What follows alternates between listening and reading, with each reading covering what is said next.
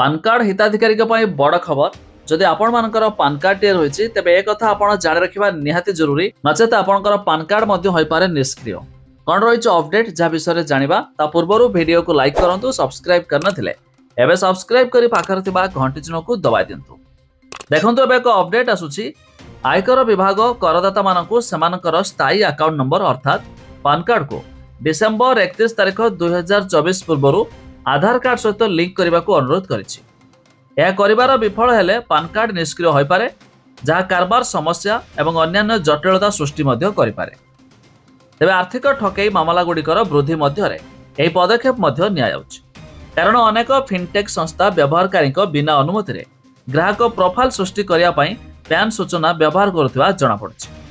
तेणु व्यक्तिगत सूचनार अपव्यवहार को रोकिया पई गृह मंत्रालय आयकर विभाग को पैन माध्यम व्यक्तिगत विवरण को सीमित रखा निर्देश देइछि।